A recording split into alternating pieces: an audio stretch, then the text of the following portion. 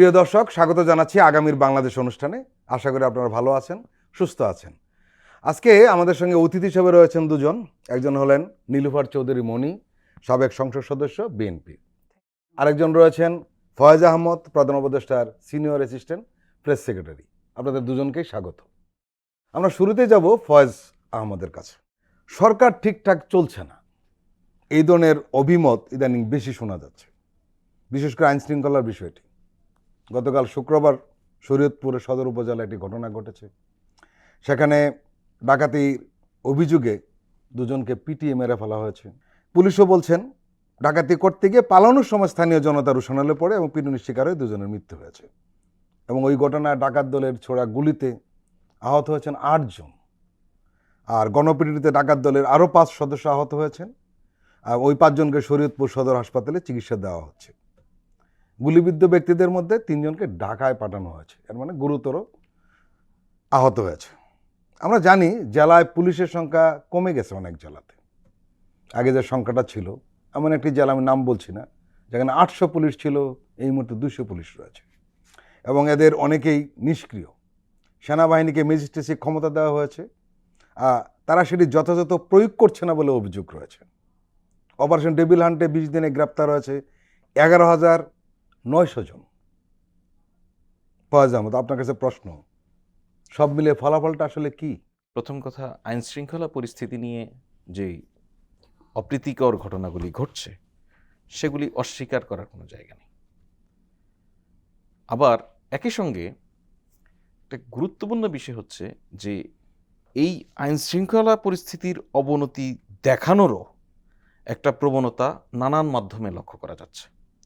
আমরা প্রথমে অস্বীকার করছি না যে আইন শৃঙ্খলা পরিস্থিতির কিছু কিছু অবনতি ঘটছে, এর বাস্তবিক অনেকগুলো কারণ আছে, সরকার সেই জায়গায় উত্তরণের চেষ্টাও আছে, সেগুলিও ভিজিবল, সেটা যেমন আছে তেমনি আপনি খেয়াল করবেন যে পরশুদিন হঠাৎ করে গভীর রাতে আমাদের কাছে একটা খবর আসলো যে হাতিরঝিল এলাকায় গুলি করে মোটরসাইকেল থেকে ছিনতাই করে নিয়ে যাচ্ছে। একটা ভিডিও মুহূর্তের মধ্যে সেটা ফেসবুক সহ নানান মাধ্যমে ছড়িয়ে পড়ল।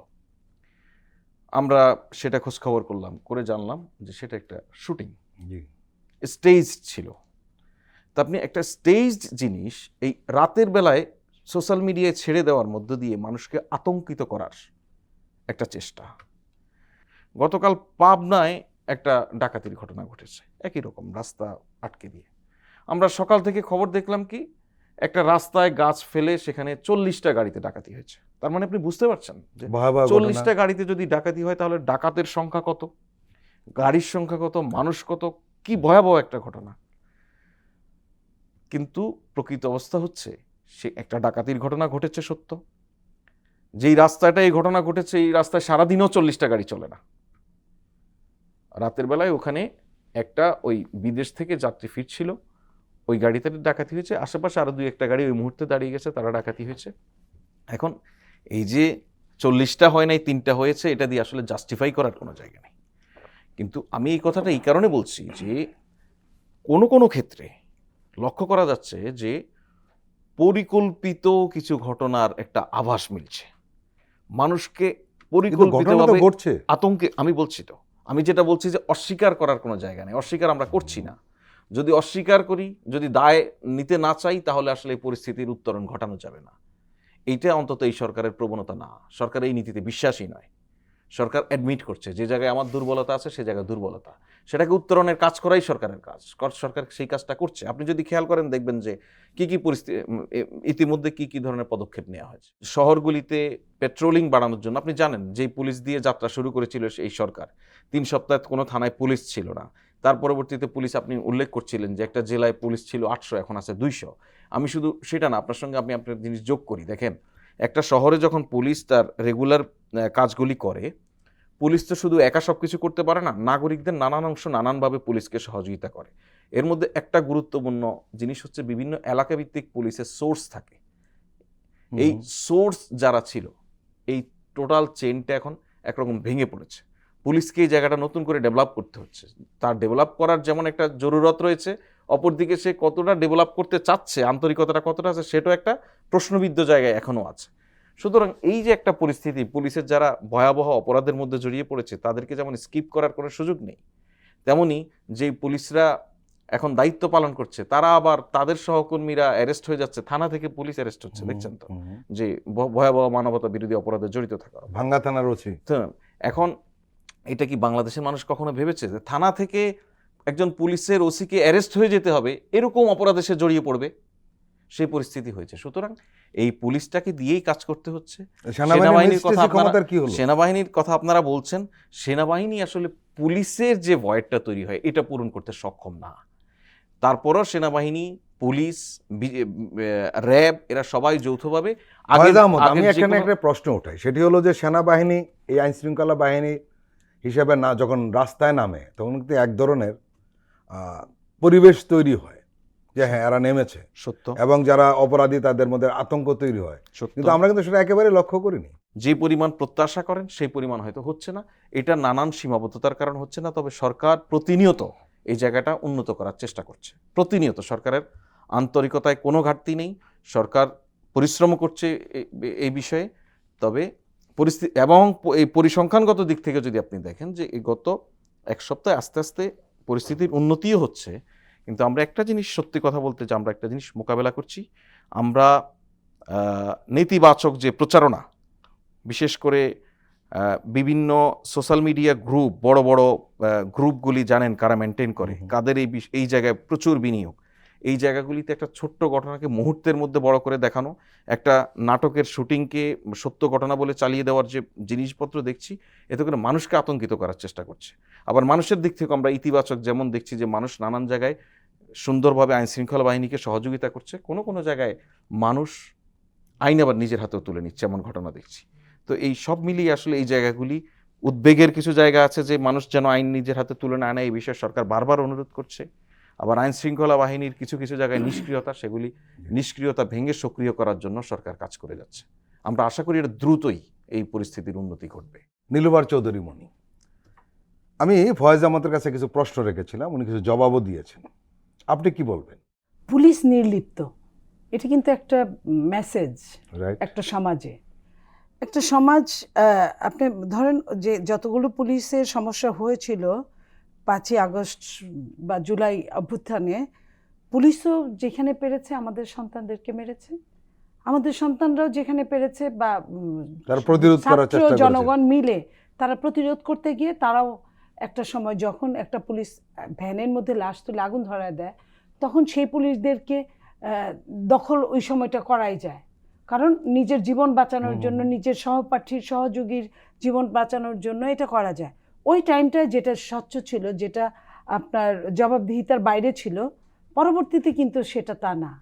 এই যে মব জাস্টিস, পুলিশ নির্লিপ্ত, এটাও যেমন সত্যি কথা, এবং মব জাস্টিস হাতে নেওয়া এটা কিন্তু আরও আরও গর্হিত কাজ, অন্যায় এটা চরমভাবে।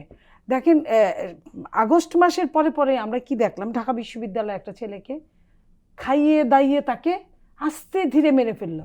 এটা কিন্তু ক্রিমিনোলজির চরম পর্যায়ে, এটা আমি মনে করি একদম চরম শীর্ষ পর্যায়ের, যে আপনি মারামারি করেছি, হঠাৎ একজন কোনোখানে মারটা হঠাৎ লেগেছে, মারা গেল, সেটা একটা জিনিস। আর আমি খাইয়ে দাইয়ে সেই ওই আবরারের মতো গাজীপুরে যখন জামাতের এক লিডারকে দৌড়লো, তাকে ছাড়িয়ে আনার চেষ্টা করলো, বিএনপি একই কাজ করেছে। আমি সেটাই বলছি, আমি কিন্তু কোনো নাম ধরে বলছি না যে এইখানে এইটা মব জাস্টিসটা হচ্ছে কিভাবে হচ্ছে। যেমন ধরেন যে কথাটা আসলো যে শরীয়তপুরে 2 জন ডাকাতকে পিটিয়ে মেরে ফেলেছে, এবং ডাকাত 4 জনকে গুলিবিদ্ধ করেছে, এবং জনগণও 5-6 জন ডাকাতকে আহত করেছে, তারাও হাসপাতালে চিকিৎসাধীন। এইখানে কিন্তু দেখেন, পুলিশ যদি নির্লিপ্ত না থাকতো তাহলে কিন্তু আপনার এই জনগণকে নামতে হতো না। জনগণের মৃত্যু বা ডাকাতের মৃত্যু, আমরা কারোরই যে কোনো অন্যায় অপকর্ম করুক তার শাস্তি চাই, তার অস্বাভাবিক মৃত্যু চাই না।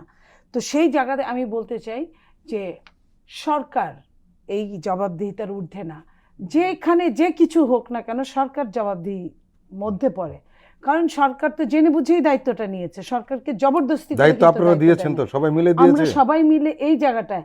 আমাদের নেতা জনাব তারেক রহমান সাহেব বলেছিলেন, এই সরকার আমাদের সরকার, এই সরকারের ব্যর্থতা আমাদের ব্যর্থতা, তো কোনোভাবে এই সরকারকে ব্যর্থ হতে দেওয়া যাবে না। তারপরে থেমে উনি বলেছিলেন, তারপরেও যদি ব্যর্থ হয় তাহলে এটার দায় আমাদের না। এইটা কেন বলেছিলেন? সরকারেরও বুঝতে হবে যে আমার অনেক কিছু আছে, শিক্ষা আছে, আমি আর 5টা মানুষের মতো আমার অনেক অনেক কিছু জ্ঞান গরিমা আছে, কিন্তু আমার অভিজ্ঞতাটা নাই। যাদের অভিজ্ঞতা আছে তাদের অনেক কিছু লেস থাকতে পারে, কিন্তু অভিজ্ঞতাটা আছে, তাদের অভিজ্ঞতাটা আমার নেওয়া দরকার। এখন সরকার, আমরা আমাদের নেতা এটাও বলেছিলেন যে আমরা আগেও বিরোধী দল ছিলাম রাজপথের, এখনও আমরা বিরোধী দল। আমাদের না ডাকলে কিন্তু আমরা যেতে পারি না। সরকার কিন্তু আমাদেরকে ডাকে না। সরকার যখন ডাকে ওই অনেকটা গয়া রহমার্কা ডাকা, একটা কোনো ডিসিশন নিবে চরমভাবে সংস্কার অথবা জাতীয় ঐক্যের কারণে 10 মিনিট 15 মিনিটের মধ্যে এই আমাদের ফয়েজ ভাইরা ডাকলো, কথা বললো, জি ইয়েস নো ভেরি গুড, খাইলো, এক কাপ চা দিলে দিল, না দিলে নাই, শেষ। এটা একটা দেশের সমস্যা দূরীভূত হয় না এটাতে। নীলুফার চৌধুরী মনি, আপনাদের নেতারা ওই মিটিংয়ে বসে কি আলাপ করে সেটা আপনি কি জানেন? মানুষ হাতের 5 আঙ্গুল সমান হয় না, 5টা আঙ্গুল 5 রকম হবে। রাজনীতিটা একদিনে কিন্তু দূষিত হয় নাই, দূষিত হতেও কিন্তু একটা টাইম লেগেছে, আবার বিশুদ্ধ হতেও কিন্তু একটা টাইম লাগবে। আমি বলবো না যে আমি ফেরেস্তা, আমাদের সব নেতা কর্মীরা ফেরেস্তা, আমরা মানুষ, ভুল শুদ্ধ আমাদের হবে। কিন্তু আমি দায়িত্বের কথা বলেছি। এখন দায়িত্বে যে আছে, দায়িত্ব সব কিছুর তাকেই বহন করতে হবে। আমি এইটুকু বলেছি। এখন যে নেতার সঙ্গে যে কথা, প্রত্যেকটা পরিবেশও কিন্তু আছে, কোন পরিবেশে কোন কথা বলতে হয়। মরাবাড়ি গিয়ে কিন্তু বিয়ের কথা বললে যেমন চলে না, ঠিক বিয়ের বাড়ি গিয়ে কিন্তু মরাবাড়ির কথা বললে এখানে তাই হয়। হ্যাঁ, এখানে হয়তো তাই হয়। সেখানে যদি আপনি তাদের গণতন্ত্র রক্ষাকারীর স্তবক হন, আপনিও দায়ী। ফ্যাসিস্ট যখন ছিল এই 15.5 বছর, সবচেয়ে সাফারার যদি কেউ হয়ে থাকে তাহলে বিএনপি পরিবার। তো সেই বিএনপি পরিবারের কিন্তু অনেক বাড়ি ঘর দোকানপাট সব কিছু দখল করে নিয়েছে। এখন দখলটাকে আমি যদি আপনার একটা দোকান দখল করি, আপনার কিন্তু টার্গেট থাকবে এরকম, আমি বিপদে পড়লে আপনার দোকানটা উদ্ধার করা। আপনি কিন্তু এটাতে কিন্তু আপনি অপরাধী না। কিন্তু এটাও সত্যি যে অনেকদিন আপনার হাতছাড়া দোকানটা যখন আপনি উদ্ধার করতে যাবেন, আপনার পাশে আইন শৃঙ্খলা রক্ষাকারী বাহিনীটা থাকবে, আপনি তাদেরকে জ্ঞাতসারে আপনাকে যেতে হবে, যাওয়া উচিত। আবার এটাও তো সত্যি, আপনার যদি আইন শৃঙ্খলা রক্ষাকারী বাহিনী নির্লিপ্ত থাকে বা যেতে অনীহা প্রকাশ করে, কিংবা সামনে দাঁড়িয়ে থেকে যদি তারা খুশ গল্পে মত্ত থাকে, বড় বড় ঘটনাগুলো ঘটে যায়, তারা আরেক দিকে তাকিয়ে থাকে। না, আপনাদের দলের একটা পলিসি সবাই প্রশংসা করেছে, সেটি হলো আপনাদের দলের কেউ যদি অপরাধ করে থাকে এবং সেখানে যদি আইন শৃঙ্খলা বাহিনী নাক গলা এবং তাকে ধরার চেষ্টা করে, দল থেকে কখনোই কিছু বিষয়ে বলা হয় না। বরঞ্চ আমি এটাও জানি কোনো কোনো জায়গায় বলা হয়েছে একে ধরো। হ্যাঁ, ইনফ্লুয়েন্স করা হয়েছে যে একে ধরো। সো এবং আমাদের নেতা এইটুকু পর্যন্ত বলেছে যে আমি ধরেন আজকে জানলাম না কে অপরাধী, আপনি খারাপ কাজটা করেছেন, কালকে জানলাম না, এখন আমার হাতে ক্ষমতাও নাই, দায়িত্বও নাই, আমি যদি কোনোদিন দায়িত্বপ্রাপ্ত হই সেই দিনও যদি জানি, এবং সেই দিনই আপনি সাবধানে থাকবেন, আপনার প্রতিশোধ হবে, আপনার শাস্তি অবধারিত। এই যে বলাটা, এটা বলা মানে কি, একটা ভীতি সঞ্চার করা, যাতে সবাই আপনার সংকুচিত হয়। কিন্তু অপরাধ এমন একটা জিনিস, কখনো কখনো অপরাধকে ইচ্ছা থাকলেও দমন করা যায় না, যদি প্রতিহত করার মানে হ্যান্ডসগুলো যদি অকেজো থাকে। আপনি দেখেন, ওনারা আইনের অনুশাসন যদি প্রথম দিন থেকে তীব্র করত, আজকে এটা হতো না। পুলিশ কম থাকতে পারে, আইনের অনুশাসন যে যাদেরকে নিয়ে আমরা এই যে জুলাই অভ্যুত্থান হলো, তারা কিন্তু কয়েকজন নেতাকর্মী দেশ ছেড়ে পালিয়ে যেতে সক্ষম হয়েছে, বাকি সবাই কিন্তু দেশে আছে। তাদের যদি আপনি আইনের আওতায় এনে ধরপাকড় করতেন, আমি আইনের আওতার বাইরে আমি ধরপাকড় করতে বলছি না, এর মধ্যে যে লাখে 1-2টা ভালো নাই আমি বলবো না, থাকতেও পারে, কোনো নিরাপরাধ ব্যক্তি অ্যারেস্ট হোক, কোনো শাস্তি পাক আমি চাই না। সেইখানে যদি তাদেরকে ধরপাকড় করতে, অ্যারেস্ট করতো, তাদের যদি অন্যায়মূলক সম্পত্তি ক্রয় করতো, সরকারের যদি এতে তো সরকারের লাভ হতো, লস হতো না। আজকে এই কাজটা কিন্তু তারা প্রথম দিন থেকে করে নাই। $28 ট্রিলিয়ন আপনার নিয়ে গেছে এখান থেকে।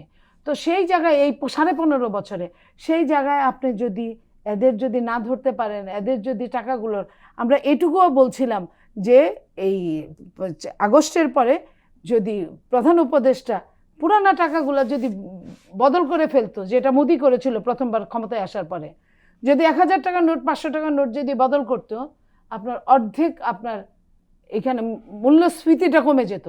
কারণ আপনার ঘরে যদি 100 কোটি টাকা থাকে, আপনি কিন্তু এটা বদল করতে পারবেন না। আপনি সর্বোচ্চ একে তাকে দিয়ে 1 কোটি 2 কোটি 5 কোটি পর্যন্ত করতে পারলেন। কিন্তু সরকার কিন্তু এদিকে নজর দেয় না। সরকার কি করেছে? সরকার আগের সরকারও টাকা ছাপিয়েছে, এই সরকার এসেও টাকা ছাপিয়েছে। ফয়েজ আহমদ, আসলে পুলিশ নিয়ে সংকটটা রয়েই গেছে, ব্যাপকভাবে। আমরা আজ চট্টগ্রামে একটা ঘটনা দেখলাম, পুলিশ কর্মকর্তাকে মানে আক্রমণ করে তার মুঠোফোন এবং ওয়াকিটকি নিয়ে যাওয়া হয়েছে এবং একজন দুজনকে গ্রেপ্তারও করেছে পুলিশ। এটা শুক্রবার সমুদ্র সৈকতে এই ঘটনাটি ঘটেছে। এখন পুলিশ যদি আক্রান্ত হয় তাহলে কি হবে?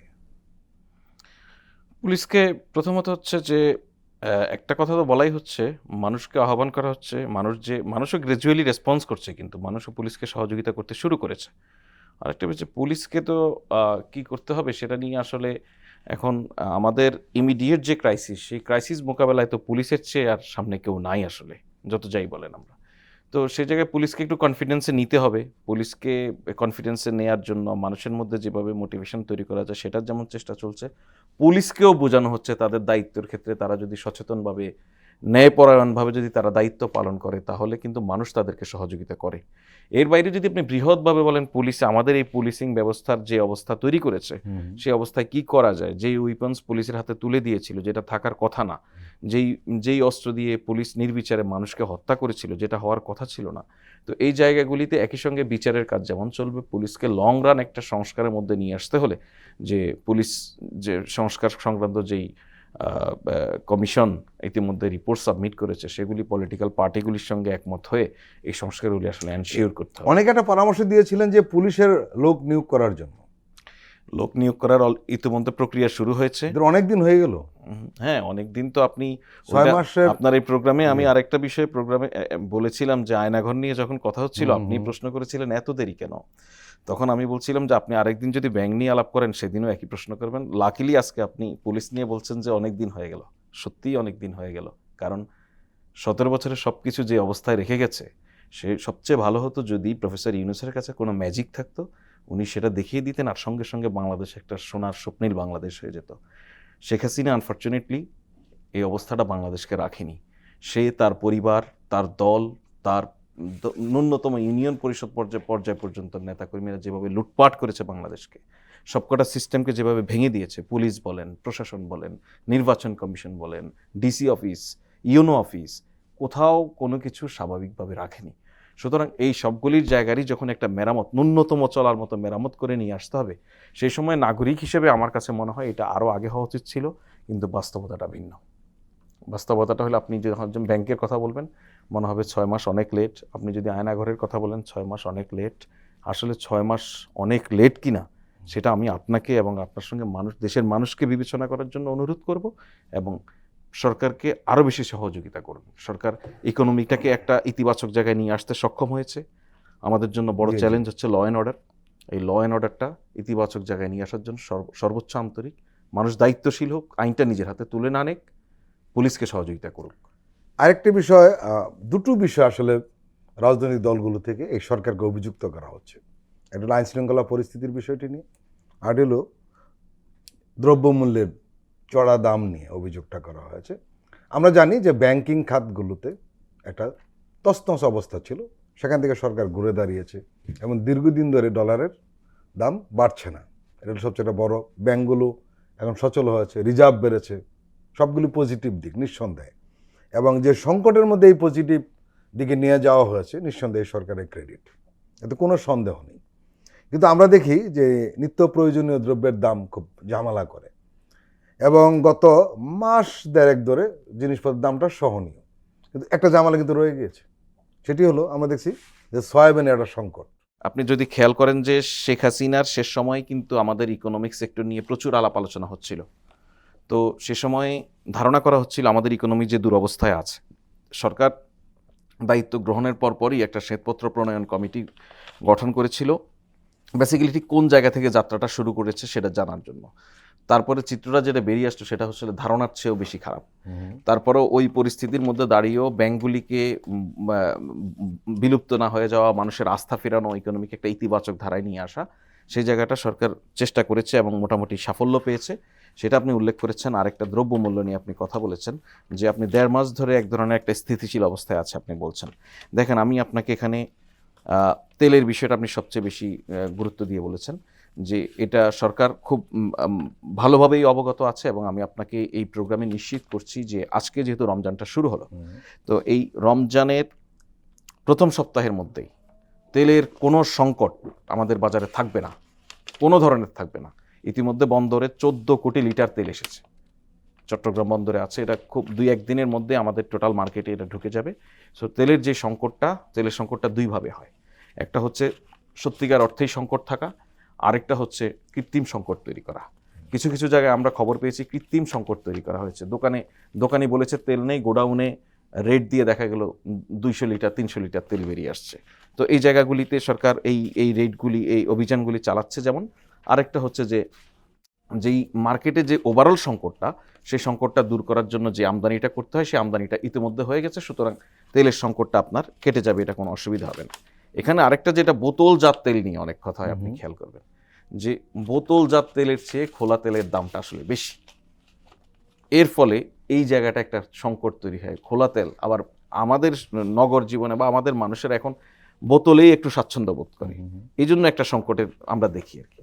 তো যাই হোক, আমি আপনাকে যদি বলি যে গত বছরের রমজানে যে সমস্ত জিনিসের আমাদের খুব প্রয়োজন হয়, ধরুন মুসুর ডাল, গত বছরের রমজানে মুসুর ডালের যেই দাম ছিল, আজকের রমজানে আপনি একদম আপনি আপনার প্রতিনিধি পাঠিয়ে বাজারে গত বছরের রমজানে আপনাদের যে প্রতিবেদন প্রকাশিত হয়েছে যে কত দাম সব কিছুর, আজকে যেটা হচ্ছে বাজারে সেটা আপনি দেখেন। রমজানে মসুর ডাল বলেন, আপনি চিনি বলেন, আটা ময়দা, যেগুলি রমজানে খুব ডিমান্ড তৈরি হয়, আটা ময়দা বলেন, এগুলির দাম কমেছে। খেজুরের দাম তো মনে হয় সম্ভবত 20 টাকা বা 25 টাকা এই লেভেলে গত বছরের তুলনায় এবার কম। ডালের দাম প্রায় 10 টাকা কম।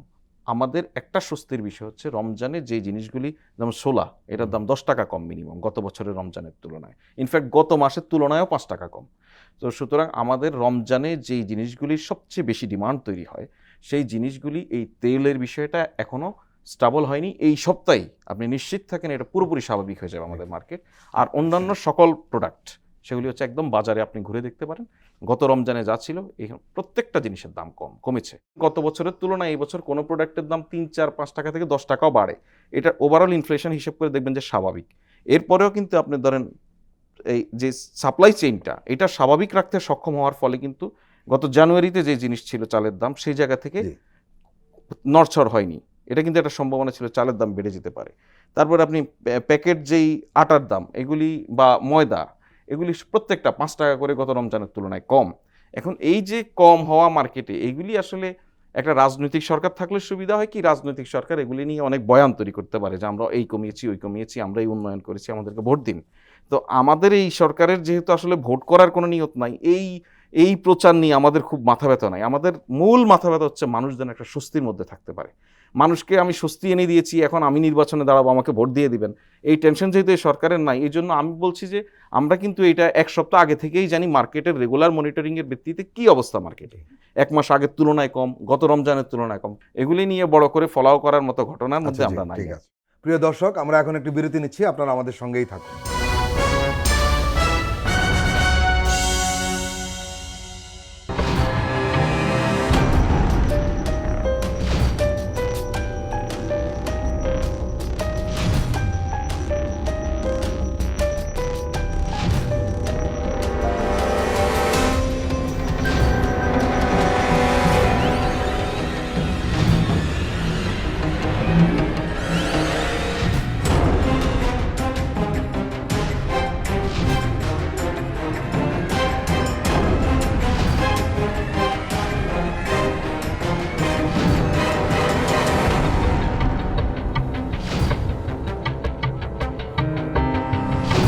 কেমন আছে অর্থনীতি দেখবেন প্রতি সোম ও মঙ্গলবার রাত 10:20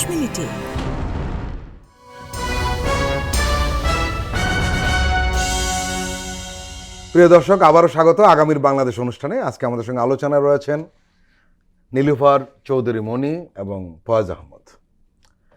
নীলুফার চৌধুরী মণি, আমরা বাজার দর নিয়ে কথা বলছিলাম, জিনিসপত্রের দাম নিয়ে কথা বলছিলাম, এবং আপনাদের একটা বিরাট অভিযোগ, যে কোনো বক্তব্যে সব রাজনৈতিক দলের নেতা যারা রয়েছেন সবাই এই প্রসঙ্গটা নিয়ে আসেন, এবং এই প্রশ্ন যখন আমরা ফয়েজ আহমদকে করি, উনি এটা ব্যাখ্যা দিয়েছেন।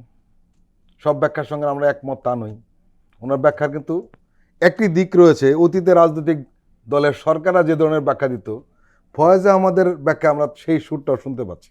আপনি কি বলবেন?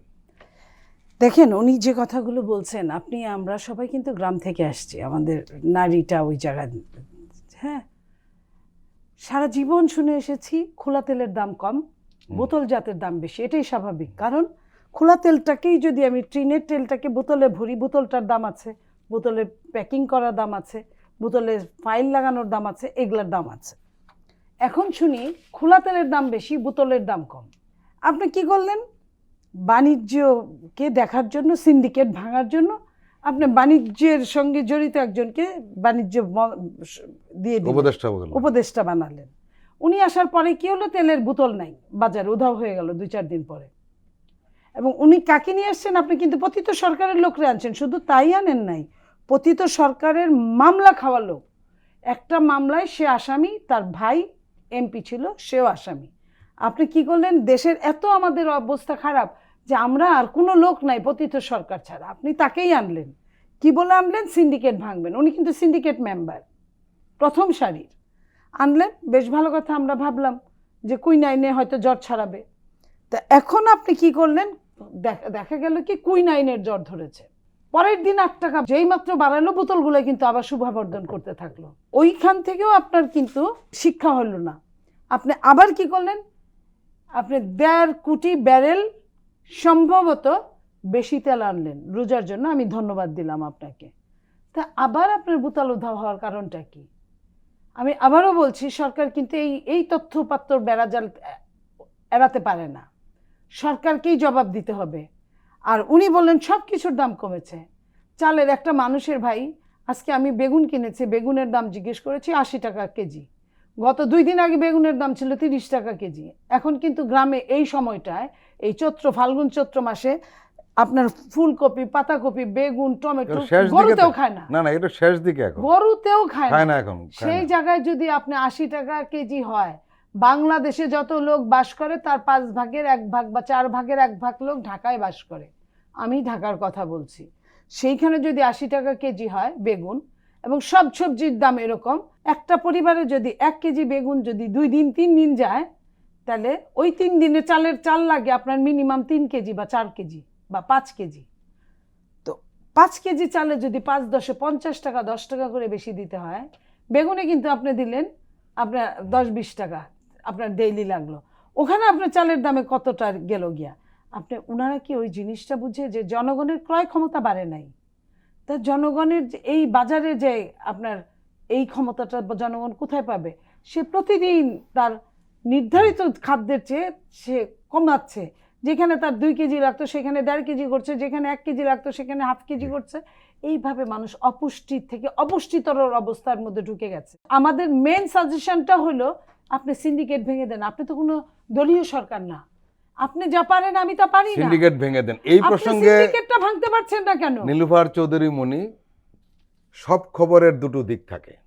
আমরা যেহেতু একেবারেই মাঠের গণমাধ্যম কর্মী, আমরা আসলে খবরের দুটো দিকই দেখার চেষ্টা করি। আপনি জানেন যে এই ঢাকাতে একটি পণ্য আসার ব্যাপারে রাস্তাঘাটে চাঁদাবাজি, আমি এটাই বলতাম, এই চাঁদাবাজিটা করে কারা? এবং আমরা এটাও জানি যে এই যে অলিগার যারা রয়েছেন, এই অলিগারদের কিন্তু রাজনৈতিক দলের লোকেরা সহযোগিতা করছে। অলিগারকে তারা হেল্পিং হ্যান্ড, কোনো কোনো জায়গায় বডিগার্ড হিসেবে দাঁড়িয়ে গেছে। আমাদের মুফাসলে একদম গ্রাম না, মুফাসল শহর, বললো যে ওইখানে 10 টাকা। তো 10 টাকা জামালপুর থেকে ঢাকা পর্যন্ত আসতে 10 টাকা বেড়ে গেল। 10 টাকা কি কেজিতে বাড়ার কথা? যত দামি ট্রাকের বাড়ুক, 10 টাকার তো বাড়ার কথা না। আপনার কথা ওইখানে ঠিক যে রাস্তায় চাঁদাবাজিটা যে হয়, চাঁদাবাজির জন্য আমি আবারও বলছি, সরকারি তো বলার কথা, এই যে কথাটা আপনি বললেন অলিগার্ডদের কথা, সরকার সেটা বলুক যে আপনারা তাদেরকে ঠেকান। আমি টাইম দিলাম, আজকে 5 তারিখ, 10 তারিখের মধ্যে আপনারা যদি এই চাঁদাবাজদের না ঠেকান, তাহলে আমি আমার মেজিস্ট্রেসি পাওয়া সহ, আর্মি বলেন, পিডিআর বলেন, বিজিবি বলেন বা র্যাব বলেন, আচ্ছা ধরুন সরকার পারছেন, আমরা ধরে নিলাম, নো সরকার দলের কোনো দায়িত্ব নেই। প্রত্যেকেই চায় তার দলের কর্মী বেঁচে থাকুক, মারা যাক, এটা চায় না। কিভাবে? তখন যখন আইন যদি সকলের সমান হয়, সকলের জন্য, আমি জীবন বাঁচানোর কথা বলছি, আপনি চাঁদার কথা বলছি না। চাঁদার চেয়ে বড় জিনিস হলো জীবন বাঁচানো ভাই। যখন দেখবে একটা লোক যে আমি অন্যায় করলে এখানে অ্যারেস্ট হচ্ছি, তখন কিন্তু আপনার চাঁদাবাজিটা সে করবে না, ওই টাইমটুকের মধ্যে করবে না। আপনি খেয়াল করেন, আমি প্রমাণ দিই। 5 তারিখে সরকার পতন হলো, 6, 7, 8 দেশে কোনো প্রশাসন ছিল না, সরকার ছিল না, কোনো প্রশাসন কাজ করে নাই, পুলিশ কাজ করে নাই, কেউই কাজ করে নাই। নির্লিপ্তভাবে কিছু সেনাবাহিনীর সদস্যরা ছিল, তারা চুপচাপ দাঁড়িয়েছিল, কিছু বলে নাই। এই 3 দিন আপনি যদি জরিপ করেন, আমি যে সবজিগুলোর কথা বললাম প্রত্যেকটা সবজির দাম কমে গিয়েছিল, কারণ সিন্ডিকেট কিন্তু ভয়ে পালিয়েছিল, চাঁদাবাজরা ভয় রাস্তায় আপনার ধরে নাই।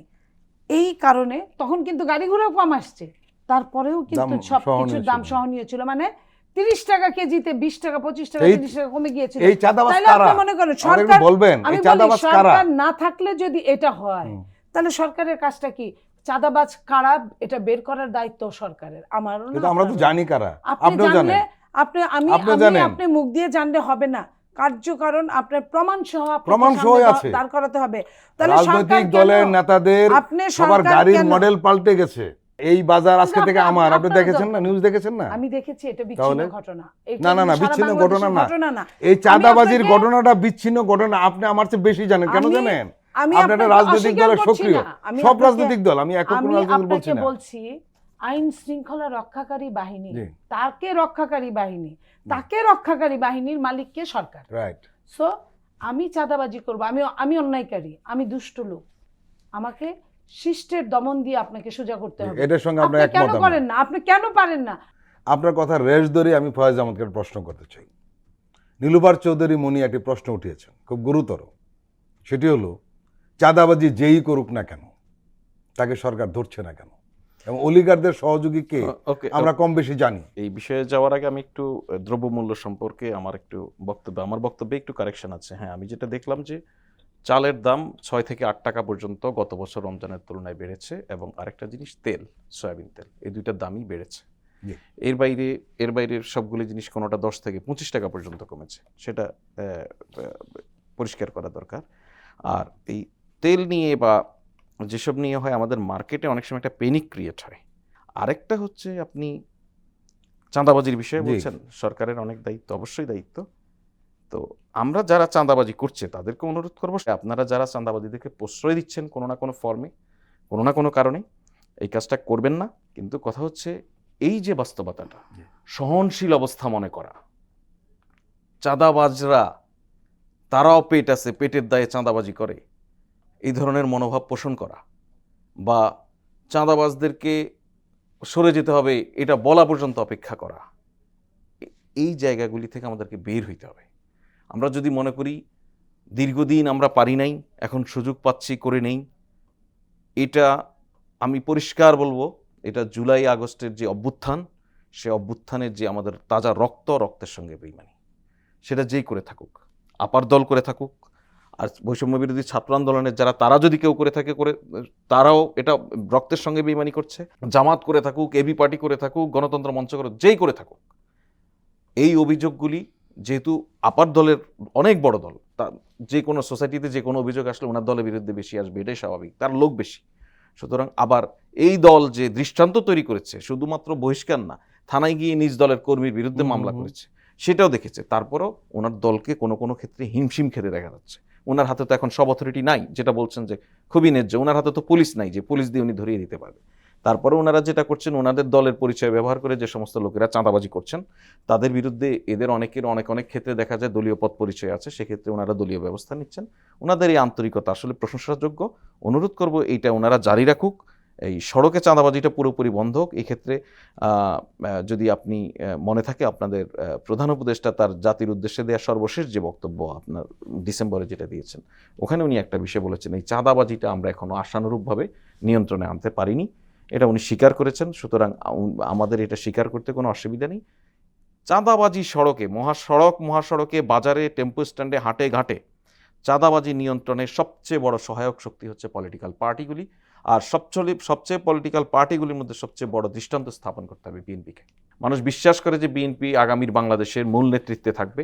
মানুষ জানে যে বিএনপি এই মুহূর্তে সবচেয়ে বড় রাজনৈতিক দল, অতএব বিএনপির রাজনৈতিক দায়িত্ব এই জায়গায় সবচেয়ে বেশি। এই জায়গায় সহযোগিতা করবে নিশ্চয়ই বিএনপি। প্রিয় দর্শক, আমরা আবার একটি বিরতি নিচ্ছি, আপনারা আমাদের সঙ্গেই থাকুন।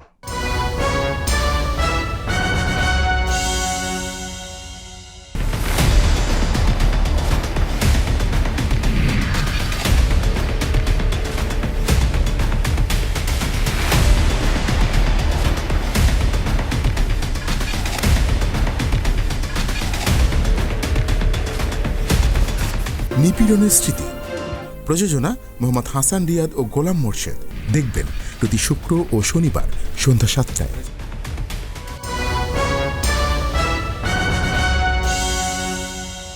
আবারও স্বাগত আগামীর বাংলাদেশ অনুষ্ঠানে। আজকে আমাদের সঙ্গে আলোচনায় রয়েছেন নীলুফার চৌধুরী মণি এবং ফয়েজ আহমদ।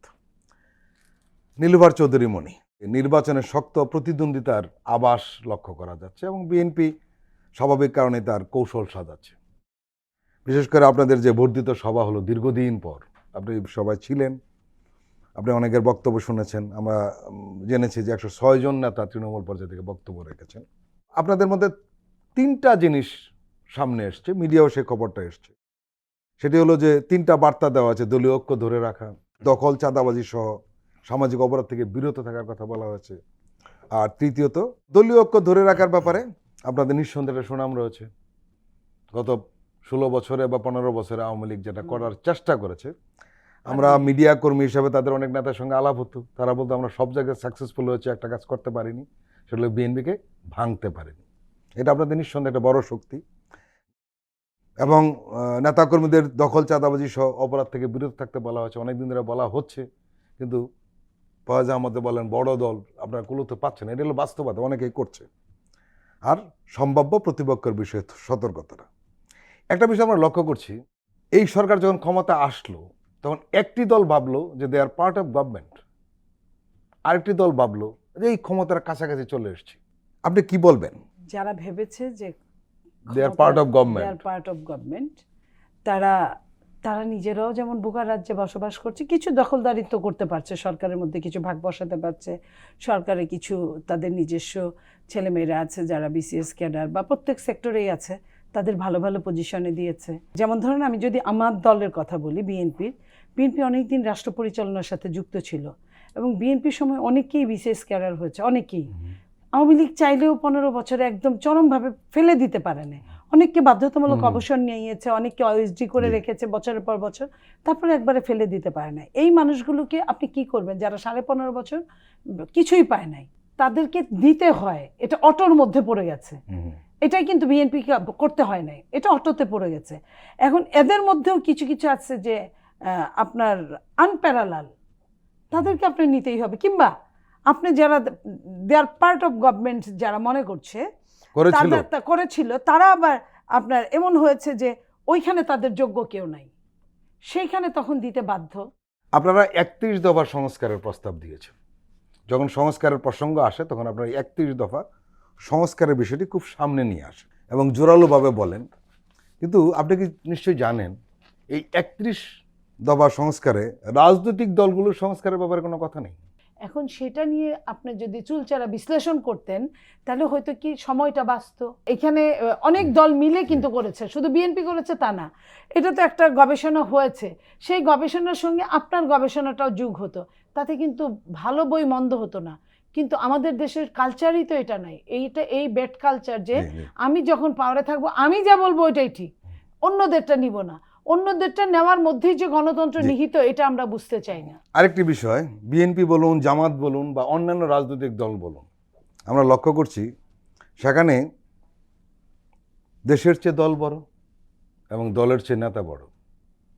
এই ক্ষেত্রে বেরিয়ে আসার উপায় কি? আপনি জানেন, আপনি যেহেতু বললেন গত 2 দিন আগের কথা, আমাদের বর্ধিত সভার কথা, সেখানে দেশনেত্রী বেগম খালেদা জিয়া বক্তব্য রেখেছিলেন। উনি আমাদের নেতা শহীদ প্রেসিডেন্ট জিয়াউর রহমানের উদ্ধৃতি তুলে ধরে বলেছিলেন যে আমাদের নেতা জিয়াউর রহমান বলেছিলেন ব্যক্তির চেয়ে দল বড়, দলের চেয়ে দেশ বড়। আমরা কিন্তু ওই সূত্র ধরেই কাজ করি। এখন সূত্রের মধ্যে বলতে পারেন যে শস্যের মধ্যে ভূত থাকবেই, বড় দলে থাকবে, কিন্তু আপনি দেখেন ওই বিএনপিতে যেমন আপনি ওই ভূতগুলাও কিছু 2-4টা আছে, আমি অস্বীকার করব না, আবার আমাদের মতো আপনার বোকাশোকা মানুষও 2-1 আছে, এটাও আপনি অস্বীকার করতে পারবেন না। তো এই বোকাশোকা মানুষগুলো না থাকলেও আবার দল টিকতো না। ফয়েজ আহমদ, সংস্কার নিয়ে রাজনৈতিক দলগুলোর আপত্তি তো রয়েছে, আমরা শুরু থেকে দেখছি, সব কিছুতে না, সংস্কারেও না, স্থানীয় নির্বাচন আগেও না, জুলাই প্রক্লেমেশনও না হয় এগুলো আলোচনা চলুক। রাজনৈতিক দলগুলোর সংস্কারের ব্যাপারে রাজনৈতিক দলগুলোর কোনো আগ্রহ নেই। এবং আমি নিশ্চিত করে আপনাকে বলতে পারি, আপনি মাঠ পর্যায়ের সাংবাদিক ছিলেন, হয়তো ভবিষ্যতে আবার থাকবেন, আপনি জানেন কোনো রাজনৈতিক দলের সামান্যতম গণতন্ত্র নাই। তাহলে এই যে সমস্ত রাজনৈতিক দলের ভেতরেই গণতন্ত্র নাই, তারা দেশে গণতন্ত্র কিভাবে প্রতিষ্ঠা করবে? তো এখানে একটা জিনিস বলেই রাখা লাগে, আপনি যেটা বলছিলেন যে আপত্তি, পলিটিক্যাল পার্টিগুলির সংস্কারের বিষয়ে কোনো আপত্তি নেই, এটা হচ্ছে সংস্কার বিষয়ে সবচেয়ে ইতিবাচক বিষয়। সবগুলি রাজনৈতিক দলই মনে করে যে সংস্কার হওয়া প্রয়োজন। হয়তো সংস্কার কি মাত্রায় এখনই হবে, নির্বাচনের আগে কতটুকু হবে, সেগুলি নিয়ে ডিবেট আছে নানান রকম, সেগুলি নিয়ে কাজও হচ্ছে, সেটা অসুবিধা না। আর আপনি বলছেন যে রাজনৈতিক দলগুলির মধ্যে সংস্কারের বিষয়ে কোনো আলোচনা হচ্ছে না। কখনো কখনো আমার কাছে যেটা মনে হয়, এই জিনিসটা যে সংস্কার, ঠিক এর নাম সংস্কার থাকবে না, কিন্তু সংস্কারটা হয়তো হয়ে যাবে। ধরেন এক্সাম্পল হিসেবে আমি যদি বলি যে আমাদের এখানে পাসপোর্টে যে ভেরিফিকেশনের ব্যাপার ছিল, পুলিশ ভেরিফিকেশনের, সেই জিনিসটা তুলে দেওয়া হয়েছে। তো আপনি বলতে পারেন যে এটা তো আমার সংস্কার কমিশনের প্রস্তাবও ছিল, সরকার ইন দ্য মিন টাইম তুলে দিয়েছে। অর্থাৎ এই তুলে দেওয়াটা সংস্কার ঘোষণা দিয়ে কোনো সংস্কার হয়নি, এটা ইতিমধ্যে হয়ে গেছে। বিএনপির যে 31 দফা, এই 31 দফার সব কটা দফাই আমার বিশদভাবে পড়ার সুযোগ হয়েছে। আমার কাছে মনে হয় যে বিএনপির ওই 31 দফার মধ্যেও রাজনৈতিক সংস্কারের ব্যাপক আলাপ আছে, ব্যাপক আলাপ আছে। ধরুন সংসদের পদ্ধতি বিষয়ে তাদের আলোচনা আছে, প্রধানমন্ত্রী রাষ্ট্রপতির ক্ষমতার ভারসাম্যের বিষয় আছে, সংবিধানের 70 অনুচ্ছেদ নিয়ে আছে, নেতা, দলীয় নেতা এবং সরকার প্রধানের হওয়ার বিষয় আছে। সুতরাং আমার কাছে ওই জায়গায় মনে হয় এটা হয়তো একটা চ্যাপ্টার বলা নেই যে দলের সংস্কার। এখন প্রশ্ন হচ্ছে বিএনপির এই 31 দফা সংস্কারের মধ্যে দিয়ে রাজনৈতিক দলগুলির সংস্কার তো বিএনপি নিশ্চিত করতে পারবে না। রাজনৈতিক দলগুলি নিজ নিজ দল সিদ্ধান্ত নিবে যে তারা কতটুকু সংস্কার চায়, কতটুকু সংস্কার চায় না। আনফর্চুনেটলি আমাদের এখানে কালেকটিভ ওয়েতে এরকম কোনো এফোর্ট আমরা দেখি না। এমনকি আমরা অতীতের অভিজ্ঞতা হচ্ছে রাজনৈতিক দলগুলি নিজেদের গণতান্ত্রিক চর্চা এবং সংস্কারের বিষয়ে যখন বলা হয়, তখন যেই ব্যক্তি বা মানুষ বা সংগঠন তারা বলে, তারাই উল্টো প্রশ্নের মধ্যে পড়ে। অতএব এই বিষয়ে আর কেউ আলাদা করে ঝুঁকি নিতে চান না। কিন্তু রাজনৈতিক দলের নেতাদের মধ্যে, বিশেষ করে বিএনপির মধ্যে আমি বলবো যে আমি একটা ইতিবাচক পরিবর্তন দেখছি এই বিষয়ে। এটা আমার পার্সোনাল আন্ডারস্ট্যান্ডিং যে আমি যেহেতু সাংবাদিকতা করেছি, আমি পলিটিক্যাল পার্টিগুলিকে অবজার্ভ করার সুযোগ পেয়েছি, সে জায়গা থেকে বলি আমি একটা ইতিবাচক পরিবর্তন দেখছি বিএনপি এই বিষয়ে। আমার কাছে মনে হয় সম্ভবত আন্তরিক। প্রশ্ন হচ্ছে এখন পর্যন্ত যে আন্তরিকতা তাদের মধ্যে দেখা যায়, বিএনপি ভবিষ্যতে যদি রাষ্ট্র ক্ষমতা যায়, যদি এই আন্তরিকতা ধরে রাখতে না পারে, তাহলে এই দেশের সাধারণ জনগণ এবং তাদের ভোটারদের সঙ্গে একটা বেইমানি হয়ে যাবে। সে বিষয়ে বিএনপিকে সতর্ক থাকতে হবে। আরেকটা বিষয় আপনি বলছেন যে সামান্যতম গণতান্ত্রিক চর্চা আপনি দেখেন না, এ বিষয়ে ফরিদ ভাই আমি আপনার মতো এতটা হতাশ নই। আমি অনেকগুলি রাজনৈতিক দলের মধ্যে ন্যূনতম কিছু কিছু ক্ষেত্রে গণতান্ত্রিক চর্চা, উদাহরণ দিবেন? উদাহরণ হিসেবে যদি বলি, আমি পলিটিক্যাল পার্টি, উদাহরণ বিএনপির কথা যদি এখন বলি, বিএনপি তার তৃণমূলের বিভিন্ন জায়গায় কাউন্সিল হচ্ছে, সেখানে ভোটাভুটি করছে সরাসরি। আমি যদি আপনাকে বলি এখনকার অবস্থা না, শুধু বিএনপির অঙ্গ সংগঠন বা ভাতৃপ্রতিম সংগঠন যে ছাত্রদলের নজিরবিহীনভাবে নির্বাচনের মধ্য দিয়ে তার সভাপতি, সেক্রেটারি নির্বাচিত হয়েছে, এরকম নজিরও আছে। কদিন আগে এবি পার্টির একটা কাউন্সিল হয়েছে, সেখানে তারা রীতিমতো এক ধরনের ভোট যুদ্ধের মতো লিপ্ত। সেটা ঠিক আছে। সুতরাং কেউ কেউ কোনো না কোনোভাবে কোনো না কোনো পর্যায় থেকে দলের মধ্যে গণতান্ত্রিক চর্চার একটা প্র্যাকটিস তৈরি করছে, এটা খুবই ইতিবাচক। আমরা আপনার আলোচনাটা জারি থাকা এই কারণে জরুরি মনে করি যে নাগরিক হিসেবে আমরা প্রত্যাশা করি আমাদের দলগুলি এত বেশি গণতান্ত্রিক হবে যে সমাজের গণতন্ত্র নিয়ে আমাদের আলাদা করে ভাবা লাগবে না, তারাই ভাববে। সুতরাং এটা হলে বাংলাদেশ যেমন এগোবে, রাজনৈতিক চর্চা এবং ভালো মানুষ আরো বেশি রাজনীতিতে সম্পৃক্ত হওয়ার জন্য আগ্রহ, উৎসাহ পাবে। ফয়াজ আহমদ, নীলুফার চৌধুরী মনি, আপনারা দুজনেই আমাদের দীর্ঘ সময় দিলেন, আপনাদেরকে আন্তরিক ধন্যবাদ। প্রিয় দর্শক, আজকের অনুষ্ঠান আমরা এখানে শেষ করছি। আপনারা ভালো থাকবেন, সুস্থ থাকবেন। আল্লাহ হাফেজ।